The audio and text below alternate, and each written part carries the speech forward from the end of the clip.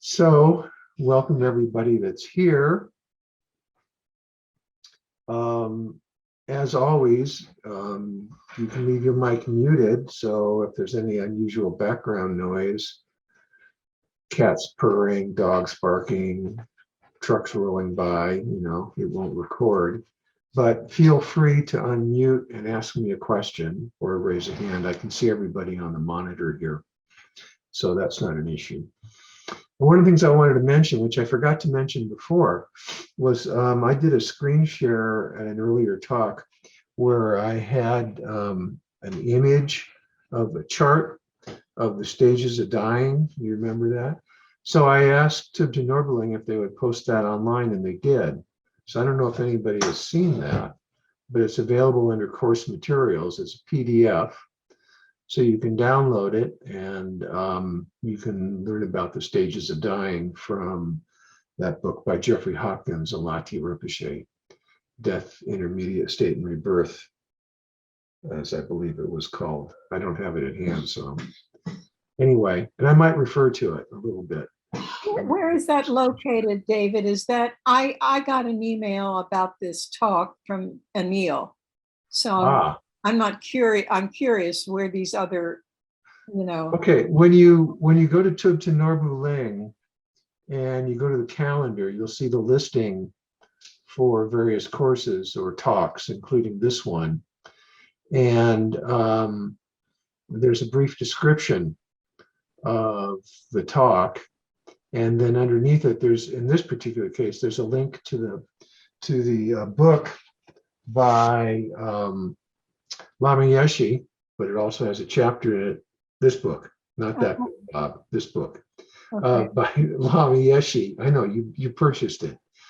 So this is a freebie that you can get online. And that's the main book of this course, presumably, even though I've been talking more about the book that Bob was holding up, which by the Dalai Lama, which is Mind of Clear Light. But anyway, also right below that, there's a link to the chart. Which is a PDF that you can download. Great, thank you. And actually, I'll do a quickie screen share here. I just downloaded it, so it's there. So yeah, so here it is as my screen share, and it talks about the various stages of dying as we've gone through in this class. It's not very fancy because I don't have a flatbed scanner. I just took photos with a little camera of mine. But you get the text, you can print it off and you can study it. Okay, so where I wanted to start was with a question Aida asked last week, which was about what are called the 5 forces you can practice before dying. Not a fancy term. I thought there was another fancy term for it. So I've reviewed that in preparation for this class. And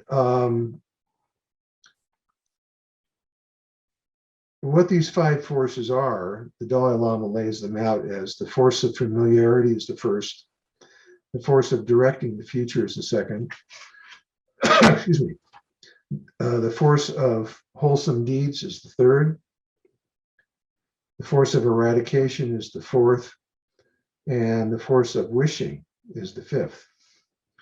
And it sounds like these are 5 different kind of forces or habits that one can develop over time. But actually, they're just one thing, which is developing a certain intention and practicing with that intention over a long period of time, so that when you need the habit of mindfulness of what is going on in the dying process, or the habit of mindfulness of the Bodhisattva Vow, or the habit of the mindfulness of understanding that phenomena are other than what they appear, which is to say that phenomena are empty, that habit or that the karma, to use the Sanskrit term, will naturally be there for you. And that's what it all boils down to. It's actually fairly simple. But the main point that is being made when the Dalai Lama outlines these 5 forces, the main point is that our minds have a natural tendency to wander.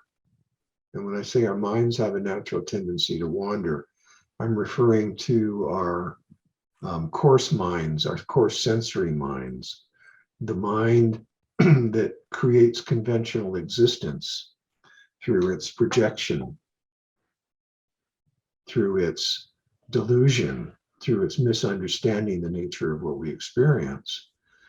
And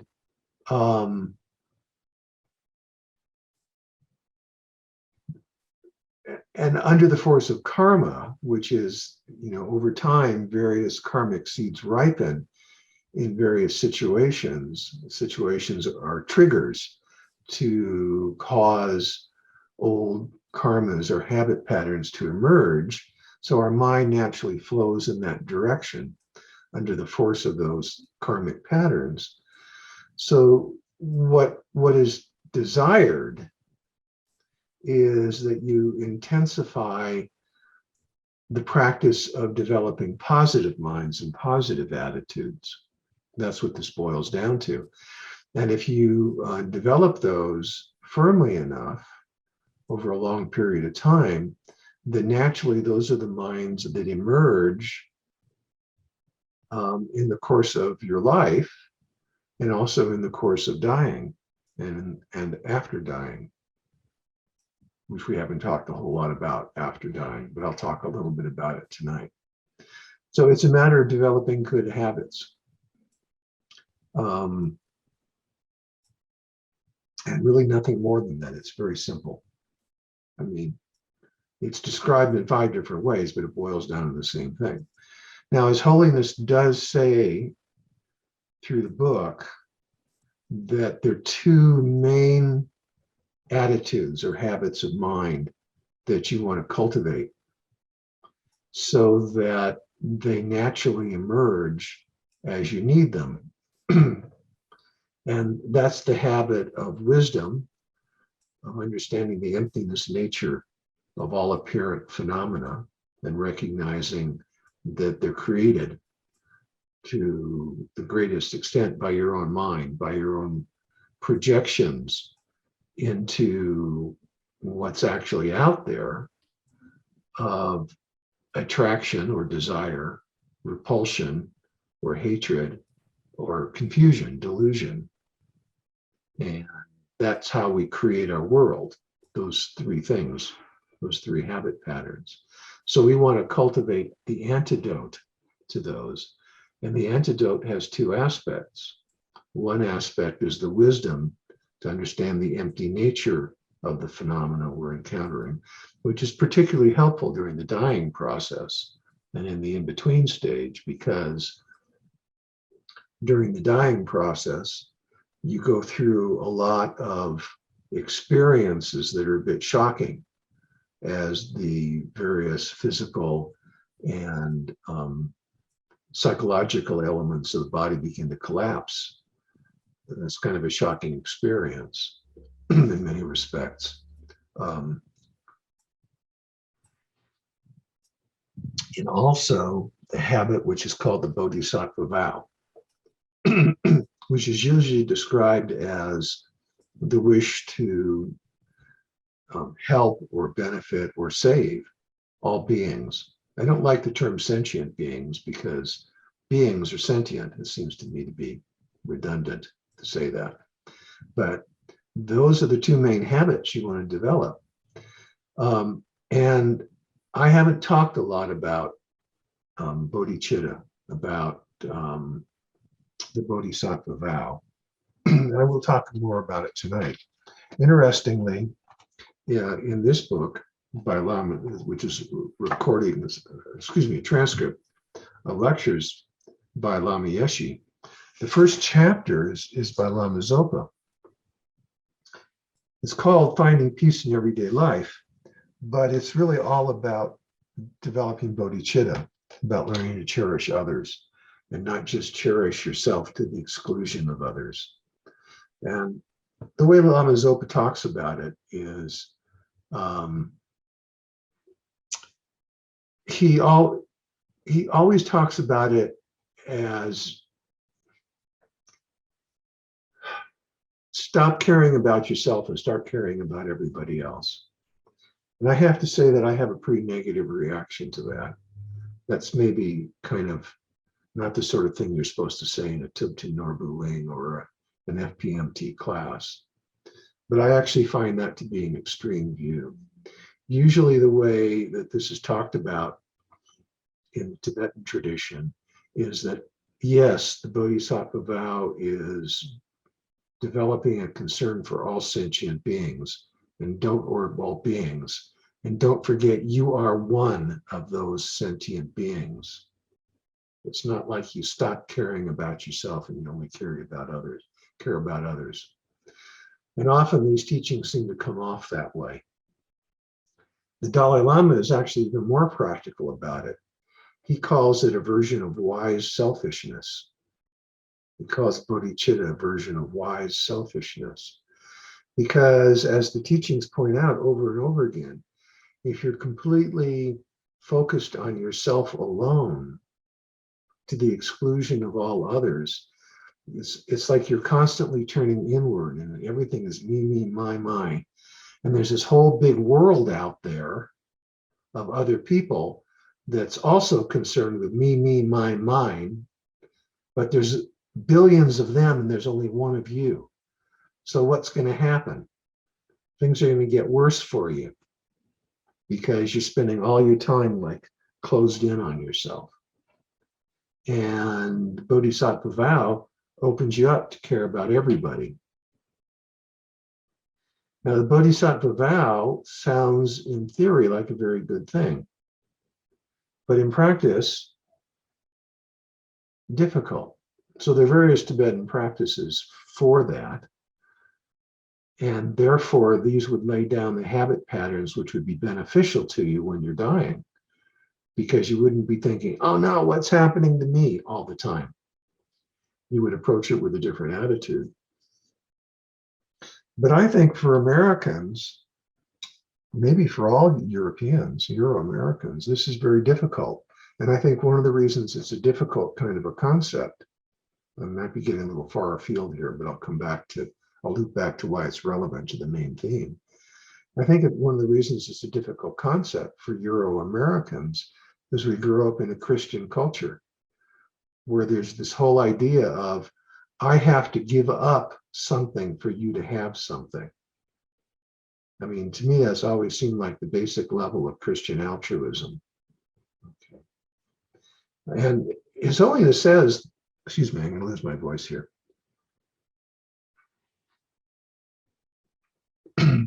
Embedded in Christianity is wonderful social service and concern for others. And in the past, he would often chide the monks for not being as good as the Christians.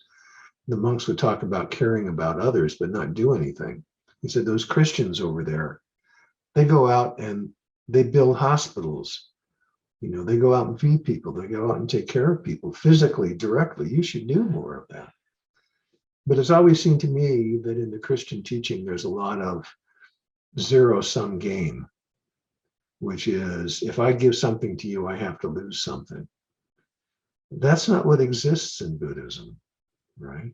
In the Buddhist framework, the more you give, the more you get. And one of the things that you get from giving is losing your fixation on yourself, your total fixation on yourself. It's a great relief. I've wrestled with this particular concept for years. And what I'm going to be doing tonight is I'm going to try and talk more about the dying process and Bodhisattva Vow and concern about emptiness and whatnot from the framework of my own understanding and my own experience. And so please take it as that. please take it as coming from my understanding and my experience. If I say something that I know comes out of scripture or that His Holiness the Dalai Lama has written about, I'll be very specific.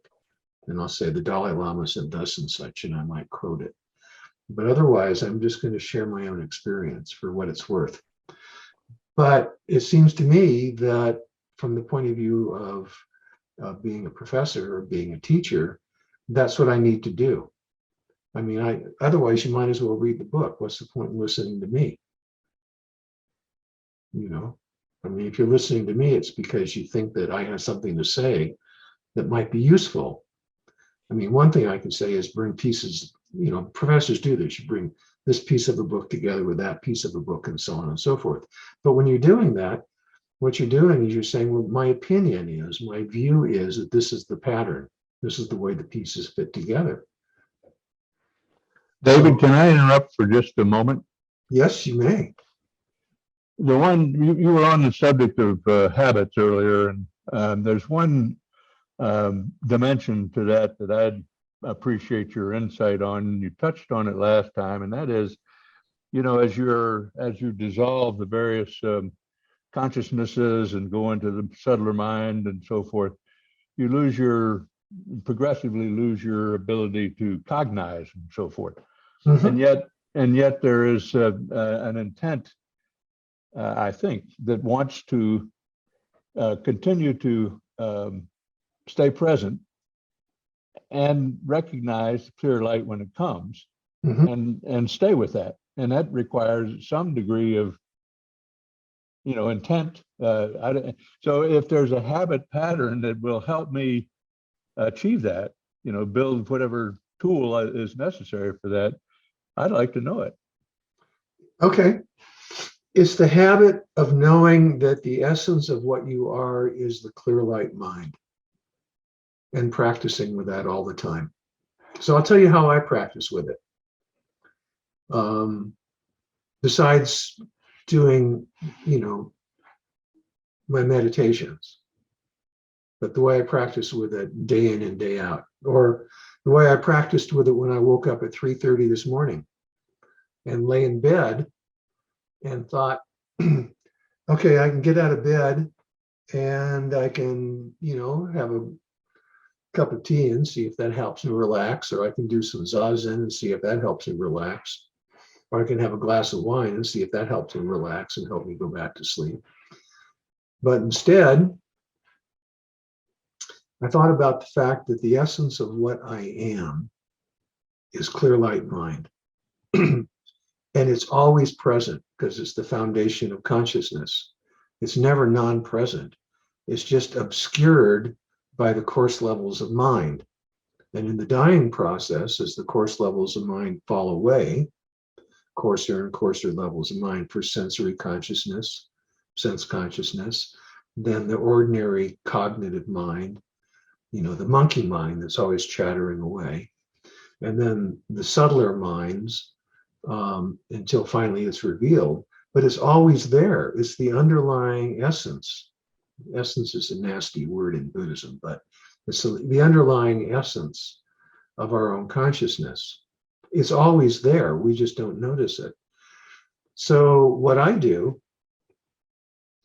when I have the opportunity to not be distracted by my monkey mind, what I do is I remember that the essential aspect of everything that I experience, like looking at this computer monitor or being aware of the thoughts that are in my mind, that the essence of the consciousness that's looking at the computer monitor, or is hearing myself talk, or is hearing the thoughts in my mind, that essence is the clear light mind.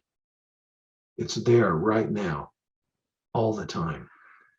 This teaching does not seem to be very explicit in the Gelug tradition.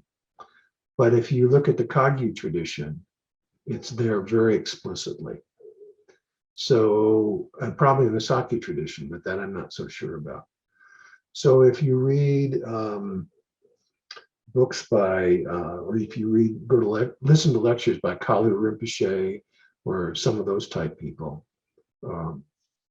you find that teaching very explicitly, that it's there right now. And if you focus on it, if you remember that and focus on it, you can actually experience a similitude of it. I mean, that's what happened to me at 3:30 this morning. I was sort of floating into that space of remembering that everything essentially is of the nature of mind, and the nature of mind is clear light mind, which is luminous and knowing.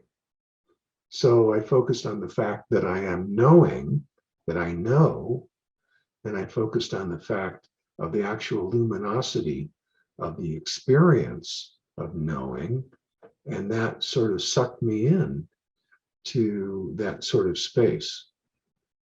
And that's really important. I mean, I'm going to just continue on with this for a while, because it's actually something I wanted to talk about, but I wanted to develop my way to it through a different pathway. But since we're there, I do want to talk about it more.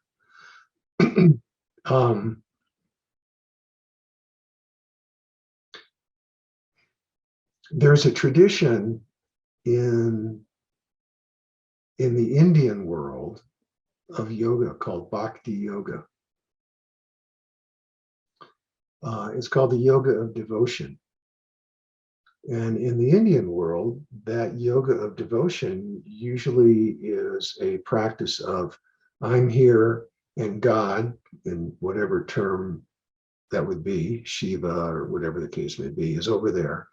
And I can develop love of God. It's a very strong strand also in Christianity.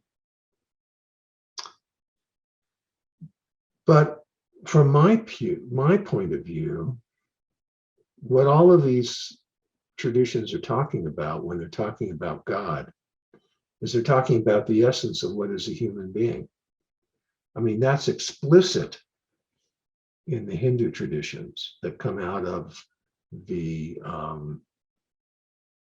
Upanishads, that the essence of what a human being is divine, is the divine light. And so I've always felt like if you're going to love God, what it means is you love the divine light in yourself. I mean, God is just very abstract. I don't know what God is to most people. But the divine light, the divine spark in each of us is not abstract. It's right there. I think the Buddhists call it the clear light. It seems other than us from the point of view of our coarse minds, but it's not other than us, which becomes explicit as we're dying. We're absorbed into it. In most Christian traditions, maybe I shouldn't say that. In most spiritual traditions, especially the mystical traditions, when you die, you're absorbed into God. You're absorbed into the clear light mind, to use the Buddhist language. So you can develop bhakti, you can develop love, which is very powerful, for that inner light within yourself. And so that's what I do. And it's very strong. And it seems to me that that is the path, that's what you hold on to when you're dying. I mean, His Holiness talks about these 5 different forces that Aida asked about, but they're all in relationship to developing certain kinds of positive habit patterns of mind, right? So here's a positive habit pattern of mind, which is developing deep devotion and love to your essential nature, which is clear light. Now that may sound selfish, but in the Buddhist tradition, the nature of the mind, the nature of consciousness, is described as being clear and knowing, right? So what you're developing love for is that function within yourself. But that function within yourself, which is the clear light mind, is absolutely identical to what's in everybody else. I mean, everybody that's sitting here and listening to me, or sitting wherever you are, or lying in bed or on a couch and listening to me, the essential nature of every one of you is the exact same as the essential nature of me, clear light mind. And that quality in you knows. That's the quality that knows what's going on when you're dying.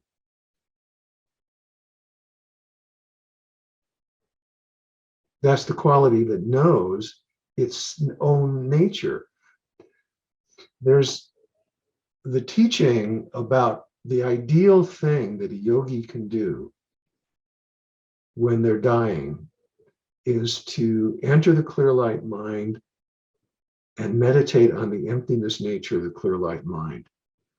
So these great yogis like Ling Rinpoche or the 98th Tree Rinpoche, who was in the clear light for 19 or 21 days or something extraordinary like that. You can say, how is it you can meditate on the clear light nature of mind? How would you know that when the winds, not the wind energy, but the wind element collapses and the coarse nature of mind exists and then it dissipates?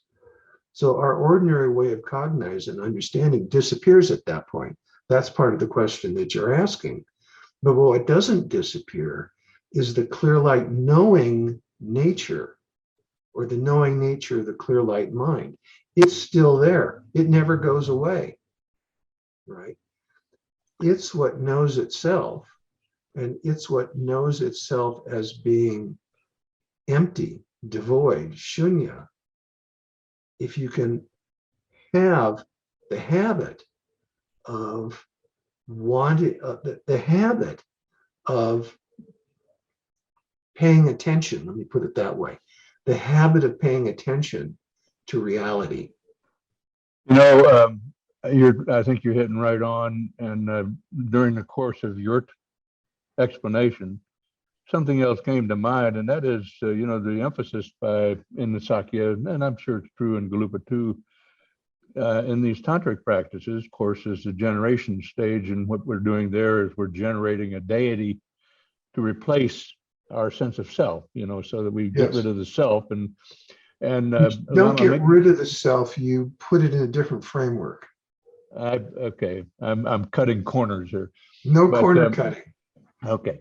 Lama Migmar, the Sakya teacher that I've been taking some courses from, describes the generated deity, as we engage in the effort, the divine pride, essentially. Mm-hmm. If the more successful we are, the more we have actually created the similitude, to use your words, of clear light, because the deity essentially becomes the clear light, and then you recognize the emptiness of the deity as well. So I guess looping back to my earlier question, maybe I've answered a little bit for myself by thinking that by engaging in the regular sadhana practice, where we engage in the generation process and then the completion process where we're working with the winds and so forth, I think we're developing the habit of coming close to the clear light in some way. So maybe I've answered my question in part, and I appreciate what you're saying. Well, I'm going to read a passage from this book, and so I'm going to literally quote the Dalai Lama here. This is not a David opinion. I'm going to be, truth in advertising. That's absolutely germane to what you're talking about. Okay. And then I'm going to come back to where we were before you ask the question, because I want to fold in bodhicitta and the Bodhisattva Vow.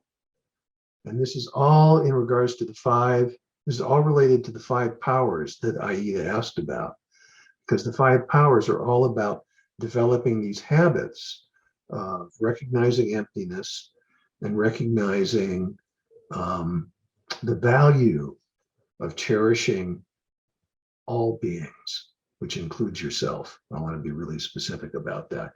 None of this Christian zero-sum game, which I think is really a big problem. Okay. So I'm going to read this. It's a somewhat long passage. It's on page 175 and 176 of this book, Mind of Clear Light.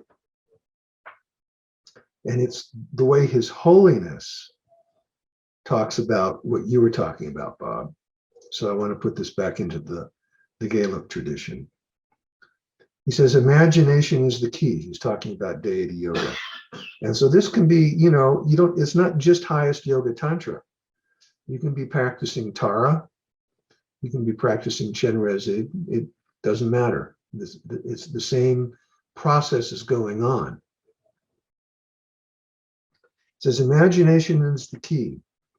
In meditating on yourself in this ideal condition, which is yourself as the deity or the bodhisattva, you begin with reflection on emptiness, developing as much awareness of the emptiness of inherent existence as you can. So this, of course, is happening with the ordinary conceptual sense-linked mind. It is from that awareness that the deity appears. The deity appears out of your understanding of emptiness. The mind, realizing emptiness, appears as the deity, and his or her surroundings, resources, and acts of compassion. In this way, deity yoga is the union of wisdom and compassion. In this way, deity yoga is the union of wisdom and compassionate motivation. One consciousness realizes emptiness and also appears in the form of a compassionate, active deity.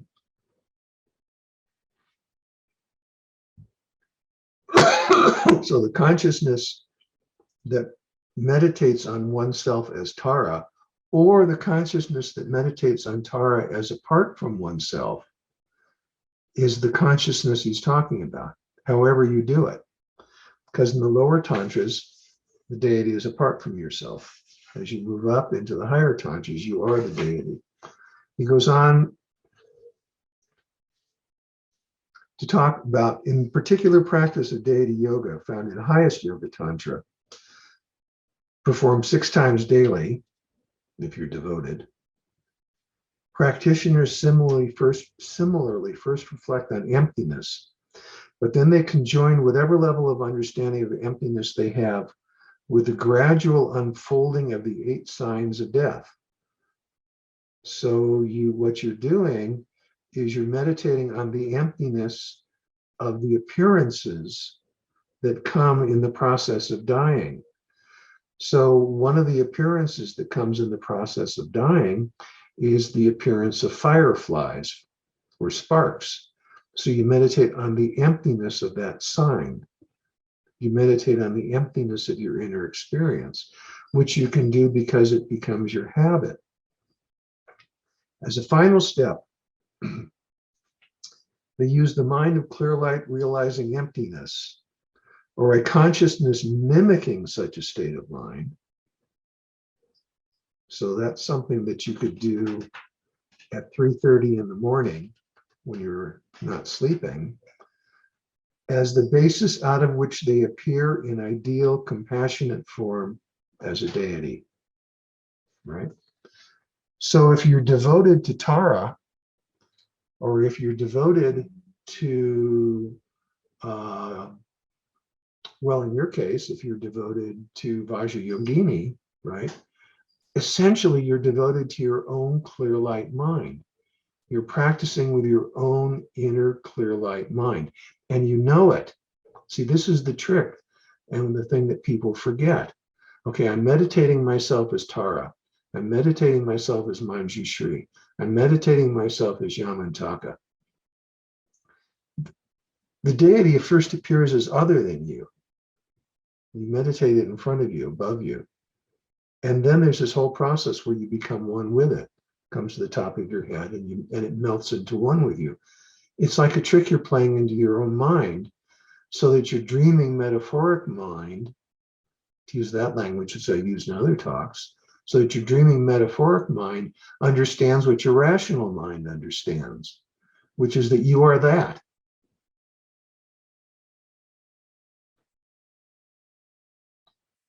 So love for yourself, not yourself specifically as your ego self, but love for yourself as the self that exists self. Love for yourself as what exists when the winds have collapsed and when the course consciousness is collapsed and the white light appears and the red light appears and then the clear light appears, or the black light appears and then the clear light appears. So it's devotion to yourself. So then, just to make clear that this isn't a process of some kind of selfishness, like ordinary self-love, like narcissistic self-love. Right? The essence of what you are is the essence of what everyone is. All right. So there's no difference between the clear light mind of Bob White and the clear light mind of Aida and the clear light mind of David. They're essentially the same thing. However, now let me get into a little bit of complexity here. So I'm going to put on my professor hat for a minute to explain something. And then I think Aida has a question. But let me do this explanation and then I'll come back to your question, Aida, because I don't want to lose my train of thought. His Holiness over and over again emphasizes that the tradition that he represents is the Nalanda tradition. How many times have you heard him say that, right? Nalanda was a monastic university that flourished in India. There are many yogic traditions in India, many spiritual traditions in India, but the Buddhist tradition is one, although it disappeared. Of the other traditions, they're easily grouped into Vedanta is one of the main traditions. Samkhya is another of the main traditions. And then offshoots of them are various tantric versions of these things, like Kashmir Shaivism, which you know about. Okay. All of these traditions were talking about what is the essential nature of the person. Okay. One of the things that's unique about the Buddhist tradition, and remember I was talking about this book by His Holiness on the Buddha mind, where he emphasizes over and over again that we have individual mind streams. In the Samkhya tradition, they said you are an individual and you're deluded. And when the delusion is free, when you're freed from the delusion, I won't go into how you get freed from the delusion, you end up as an individual little monad that floats off into the universe someplace and lives in eternal bliss as an isolated monad. That's true ego sort of centric individuality as the Samkhya saw it. That's one extreme. The other extreme is the Vedanta extreme, which is, it's not just that the essence of each of us is some kind of clear light spark of something, right? But there's literally no difference between the spark, which is Bob, and the spark, which is David. They're absolutely identical as far as Vedanta is concerned. In the end, there is no individuality at all. So Buddhism is sort of in between these things, because from the Buddhist point of view, as I understand it anyway, right, this spark of divine light within you, which we call the clear light mind, is your own mind stream. So Aida's mind stream is different than David's mind stream, but their nature is the same. Again, my interpretation. So you're both the same and different. I am both the same and different than Bob, both at the course level of the personality created by my karmic situation and at the subtlest level of the clear light mind. We're the same and we're different. You understand this? Because we're the same in our essence, from my point of view, that sameness is the real basis for bodhicitta. The real basis for bodhicitta is the true understanding that there's fundamentally no difference between us at all. I mean, His Holiness says, look, we're all brothers and sisters. We all want to have happiness. No one wants suffering. We're all the same in that way. That's true at the conventional level.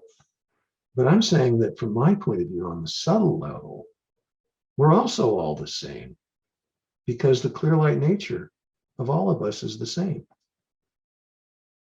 But we're all different at the same time, because we all have individual mind streams. So there are many Buddhas. There are many, many Buddhas, because they all have individual mind streams. And yet, as Buddhas, they're all the same. And that's the basis for compassion. That's the basis for bodhicitta. So going into the dying process is also a process of recognizing your true nature as a luminous knowing being that is fundamentally the same as every other luminous knowing being, right?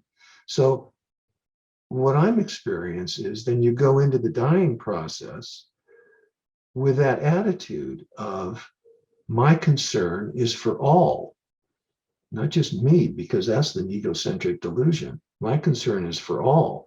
And you enter the dying process with that concern, which is also fundamentally based on the understanding of the empty nature of things, which is there's no fundamental differences between anything, right? And you enter it that way, and that's how you enter the clear light, with that attitude. Does this make sense? I mean, in my sense, I'm saying this is obviously hypothetical, because it's not like I've died. Well, I have died and come back, but what I'm saying is, this is the way I understand the process. This is the way the process makes sense to my mind, without the, oh, you know, the moralistic. It's good to be concerned about everybody and not just yourself. You know, there's an absolute existential, ontological, epistemological foundation for this stuff that's taught to us, which is not generally revealed in the tradition, because the tradition has its own way of talking about things, which is very, you know, very set over thousands of years, right? So here I'm talking about it from the framework of a Western person who's been practicing for a lifetime. So I feel strongly about it, because I'm 75. I spend a lot of my time thinking about what I want to do here in this part of my life before I die. And like you, Bob, you know, so I have a heart condition, and I feel like I'm dying every day because of this heart condition. Except in my case, I don't worry about it too much, because I know it can be fixed when the bloody doctors get around finally giving me the surgery, right? And yet I still feel like I'm dying every day, right? So this is very strong for me. This is what I think about. These are the conclusions that I've come to. That's why there's so much energy when I talk about it. Okay, just my opinion. This is the way I practice. So Aida's been very patient, wanting to ask a question, and then I think you probably have another question, Bob. So let me go to Aida. Aida? Well, I just wanted to reiterate what you were saying by quoting the Dalai Lama, from his book, The Buddha Nature. Yeah. Okay, this is on page 37, and it says, the clear light itself is not the person or the sentient being, but the basis of such a being. It is part of a consciousness and is therefore the basis of designation of a sentient being, of the self or a person, but is not the self itself. And then on page 29, remember when he says that, he means not the conventional self. that designated self. Yeah, not the ordinary ego sense of self. So You have to be specific. Go ahead. And then he says, if you investigate and try to find out where this clear light mind is, you will be able to find it only within an individual person, to corroborate what you were saying. And I find that very interesting. Right. You know, that we identify that clear light always belongs to an individual. Right. And that's where the individual's future and present experiences are based on Right. that clear light, but Right. it's not the self that we understand as the conventional self. But something very interesting that he says, let me see if I can find this quote when he talks about Buddhahood. Ah, hang on a second. We have time. Okay, Take your time. okay, let's see. The basic, ultimate, innermost subtle consciousness will always remain. It has no beginning and no end. When we reach Buddhahood, that consciousness becomes enlightened, all-knowing. Still, that consciousness will remain an individual thing. So that's, you know, Shakyamuna is Shakyamuna, and it's still Shakyamuna Buddha. And Maitreya is Maitreya, and so on and so forth. Right. Can I go on? Yes. Okay, is that okay with everyone? Okay. So, Even in that, yeah, thumbs ups. okay. Yeah. Okay. Even in the stage of enlightenment, hang on a second. Even in the stage of enlightenment, the mind of Buddha, the clear light mind, is conditioned, momentarily changing. The objects that the mind of Buddha perceives change. As the objects change, so does the mind of the Buddha. Just as objects are endlessly changing, so is the mind of Buddha endlessly changing. Isn't that something? Mm-hmm. Buddha mind always realizes all levels of phenomena. Since all permanent phenomena are constantly changing, the mind of the Buddha perceiving these changes is also undergoing change. You know, that answers many questions that we had before in these talks. Okay. And let's see, I have to find something very interesting. Let me interject something here. Remember, Okay. I read you a quotation where His Holiness says that the nature of the clear light mind is of moments, whereas the nature of the material world is parts and particles. It's composed of things, little bits, okay? And the nature of moments is that they're constantly changing. That's what you're talking about. That the nature of the momentary nature of the mind stream is that it's constantly changing. And yet it has continuity. Mm-hmm. That's the hard part for us to understand. Let me quote Master Tilopa on his fifth instructions on Mahamudra on the 8th verse. It says, thus, the nature of mind is inherently like space. It includes everything you experience. So now this, what the Dalai Lama says about the eye. There is a mere I, or a mere self, of which you can say my former lifetime, my future lifetime. The mere I, or the mere self, existed in the former lifetime, exists in this lifetime, and will exist in the next lifetime. And that what continues through every, that's me talking, through every lifetime. The mere I, the designated I, what we have conceived. Right, because what happens is that the clear light mind manifests in the form, in a material form. It becomes embodied. And in that process, a conventional mind is created. And the conventional mind designates a mere I on that body. And it happens over and over and over again. But the thread that all the mere eyes are on, like the beads of a rosary, is the clear light mind. Yeah. Which is unending. Yes, that has answered so many questions for me. Wonderful. I hope that helped you too. Those are a wonderful series of quotations. Thank you. I mean, that says it all. I mean, there isn't anything else for me to say for the rest of the evening. Thank you, Aida. I appreciate that. It really works for you. I can see that, you know. It works for me too, because recognizing that answers all these questions about rebirth. You know, it puts it into a framework which makes sense. You know, I mean, it's not like, okay, we grew up in India and Tibet, so rebirth is something we take for granted because it's in the culture. They used to say, the scholars used to say, oh yeah, well, Shakyamuni Buddha talked about rebirth because that was what everybody believed in the world that he lived in. So of course he talked about it. Rubbish. He talked about it because it was real. I mean, scholars, that they have to use their rational minds to explain everything, even though half the time they don't know what the heck they're talking about, as far as I'm concerned, because they don't have a basis of practice. I mean, many scholars have a basis of practice. Not all scholars. People like Bob Thurman, Anne Klein, they have a basis of practice when they talk about these things.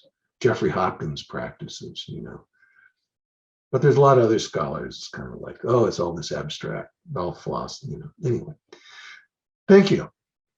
I said I didn't have anything more to say, but I had to take a swipe at my colleagues.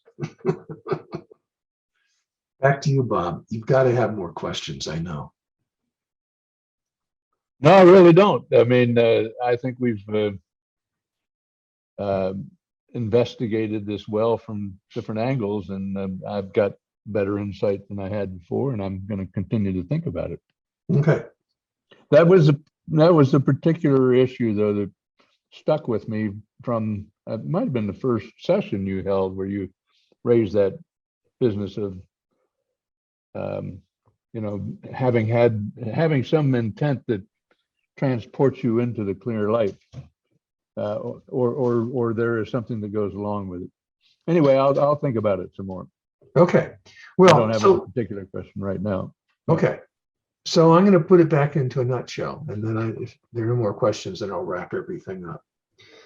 So right here, right now, the thread that the mirror eye is strung on, which is the clear light mind, is the basis of everything we experience. It's right here, right now. Sometimes it's called the space-like mind. If you go out in the desert where it's nice and quiet and spacious, and you settle, you can almost feel that quality in yourself come forward because you're not distracted by it happens to me, you're not distracted by all the stuff of being in the city. I think that's one of the reasons people go out in the desert to meditate. It's here right now. And you can practice in relationship to being here right now. And when you practice your understanding of the emptiness nature of all phenomena, that quality of mind comes forward, because one of the phenomena that you understand to be empty is the conventional mind. If you really get into it, one of the phenomena you understand to be empty is the clear light mind. To talk about it as a matter of moments is to say that it doesn't have a singular, quote, form. It's constantly changing moment by moment in its relationship with the outer world, because it's always in relationship with the outer world until you have died, right? Then it's only in relationship to itself. But the matter is still a matter of moments. It exists over moments. The mind stream exists over moments. It's in constant flux. Its essence is the same as the essence of everybody else's clear light mind. That's the basis for compassion. It's the basis of a true relationship with others, right? Its nature is to know. Its nature is to know its own emptiness nature, which is that it's in constant change. That it's not what our rational minds think it is, although there's no rational mind at the point we're dying. It's just there. It's that. That's what the Buddha says. It's that. So that's that. Thank you for being here with me. I think that unless there are any questions, that pretty much sums it all up. I do have a question, if I could. Yes. And Shoot.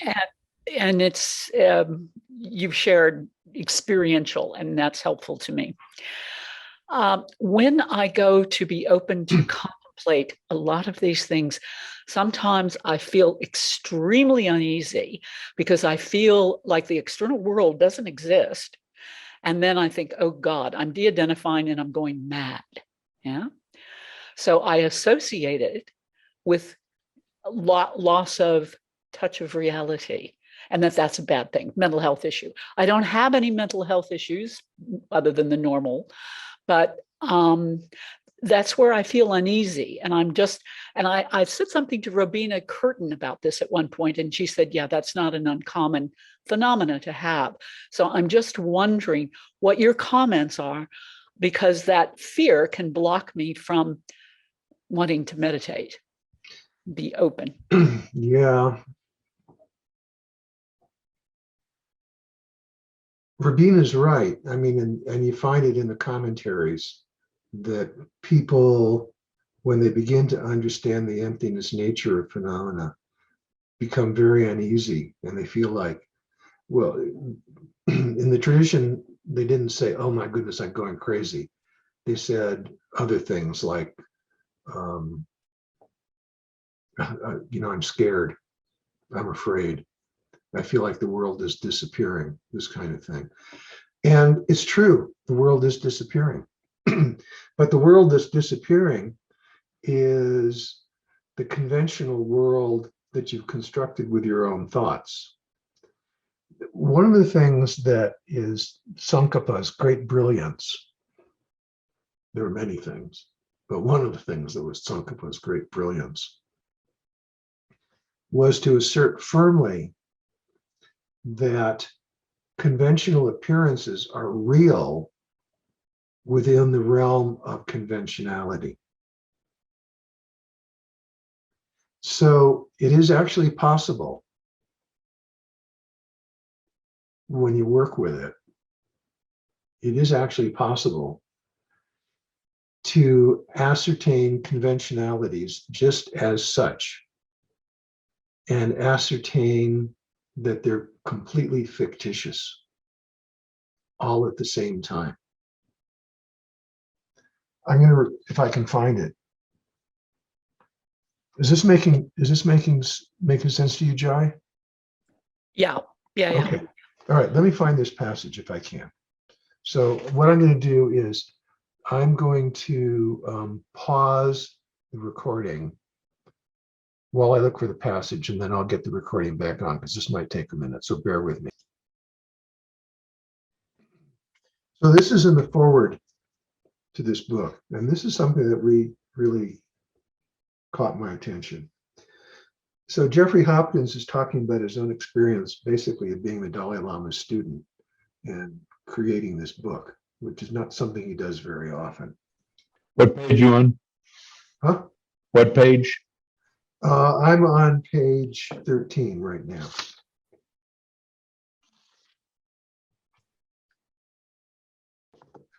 Anyhow, he's been working with His Holiness, and he talks about walking out of the meeting that he had with His Holiness in Dharamsala. So I'm going to read it, because this is really wonderful. So he walks out of His Holiness's residences, and he says, the scene was brilliant with the glow of the sun across a vivid orange sky, like the second stage of the Four Subtle Minds experienced when dying. I felt as at home as I ever could in my life. As I stepped out of his office, I was awestruck by the snow-covered peak above Dharamsala. I began walking down to my room, farther down the mountain, passing a place with a view of the mountain on the other side, too. The space between the two mountains was filled with a rainbow that formed a complete circle. Imagine how beautiful all of this is. It was amazing. Several days later, I was leaving after my last class with the Dalai Lama, prepared to return to the States. As I stepped near the door, he said, "It is like a dream." I said, "What?" "It's like a dream," he replied. Even in this most vivid and valuable period of my life, he caused me to reflect on the emptiness of this valuable experience. Emptiness does not cancel phenomena. On the contrary, is quite compatible with effectiveness and with value. I think that's just an absolutely wonderful quotation. I think it's just wonderful. But to get back to your experience, Jai, I think that the remedy here is, as you feel conventional reality slipping away and that kind of discomfort and fear comes up, that, am I losing it? Am I going a little bit crazy? What's happening here? I'm really uncomfortable. That I think that the antidote is to remember it's like a dream. It's not a dream, but it's like a dream. That's what's slipping away is what you've been constructing, and what will replace it, if you can get through this, what will replace it is a sense of the fact that you're constructing it, but it will still be there. It will still be there. I still love to go out and have breakfast in local restaurants with my wife, even though there's a part of my mind that knows I'm just creating this whole fictitious wonderfulness of this breakfast. Actually, I can make a better breakfast at home. But it's fun to go out and have breakfast with my wife. That's fictitious. It's a fantasy. It's like being in a dream, and I know it. But you know, I enjoy the breakfast absolutely when I do it. So does this make sense to you? Is this helpful, Jai? Yeah, most definitely. And yeah, I'll what can I say? I know I just have to let the fear be there. And frankly, I think what's happened is, long ago, I knew that there would be a point in my life where I would focus on the internal. And I've just actually started that. I gave up paid work about 6 months ago. So it's like I'm newly in that process of really confronting what's really happening here, because I've been for so many years so distracted with outer direction and, you know, doing hopefully good things, but very much distracted with the external world, yeah, Right. and participating in that. So I realize I'm in a transition stage, and one that I welcome. And I too know I'm, you know, way at the end of my life, and I'm preparing for the inevitable. Right. And I'm so grateful that I get to do that journey and do it getting this kind of input. It's really helpful for me. Thank you. You're welcome. Let me make another comment. You know, when you go through the process of retiring from the work world, it's like a double whammy that's going on, because your conventional identity and the way in which your time is ordinarily occupied has been pulled away from you. And that drops you into this open transitional space. So there's, in addition to any of the philosophical issues that may be going on, there's the conventional emotional issues of a transition in identity, a transition in economics, a transition in relationship with other people, because you're not around them in the same way anymore. And all of that stuff, I think, all of that stuff can get tagged on to the this philosophical questions about emptiness and, you know, life and death and so on and so forth. So, you know, there's a way in which they kind of need to be separated also. So, you know, it's a matter of understanding, oh no, part of what I'm experiencing here is my loss of identity. I went through this when I retired. Okay. Oh, like, you know, American men are supposed to work and bring home the bacon and all this stuff. And suddenly I'm not working anymore. So my whole sense of self-respect and myself shifted. It shifted in a major way. So that's getting tagged. I'm going to guess that that's getting tagged on to part of what's going on for you. And so that they kind of bleed into each other.